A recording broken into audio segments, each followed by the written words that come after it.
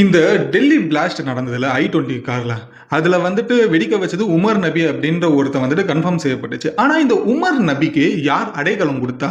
இந்த உமர் நபிக்கு தேவைப்படுற விஷயங்களை யார் பண்ணி கொடுத்தா? அதாவது உமர் நபிக்கு பின்னாடி மாஸ்டர் மைண்ட் அது வந்துட்டு யார் அப்படின்னு சொல்லி நம்மளோட என்ஐஏ ஏஜென்சி வந்துட்டு கண்டுபிடிச்சிருக்காங்க. அதுதான் ஜஷீர் பிலால் அப்படின்னு சொல்லப்படுற ஒரு ஆளு. இந்த ஒரு நபி, இந்த உமர் நபிக்கும் ஜஷீர் பிலால் இவங்க ரெண்டு பேருக்கும் என்ன கனெக்ஷன் அப்படின்றத பார்க்கும்போது வழக்கம் போல அந்த அல் ஃபலா யூனிவர்சிட்டி அப்படின்ற மாதிரி இருக்கு இல்லையா? ஸோ அந்த ஒரு யூனிவர்சிட்டி காலேஜில் தான் இவங்களுக்கு வந்துட்டு பழக்கம். சரி, இந்த ஒரு ஜஷீர் பிலால் வந்துட்டு ஒரு ஸ்டூடெண்டா, உமர் நபி அப்படின்றவங்க வந்து டீச்சர். ஒரு ஸ்டூடெண்ட் வந்துட்டு டீச்சருக்கு வந்துட்டு ஹெல்ப் பண்ணி இந்த ஒரு டெரரிஸ்ட் பிளாஸ்ட்டுக்கு வந்துட்டு ஒரு சைடா வந்துட்டு அவனோட பங்கும் இருக்கு அப்படின்னு சொல்லி இப்போ அவனை வந்துட்டு கைது பண்ணி இன்ட்ரோகேஷன் பண்ணிக்கிட்டு இருக்காங்க. அவன் வந்துட்டு ஏகப்பட்ட விஷயங்களை வந்துட்டு ஓப்பனா உடைச்சிருக்கான்.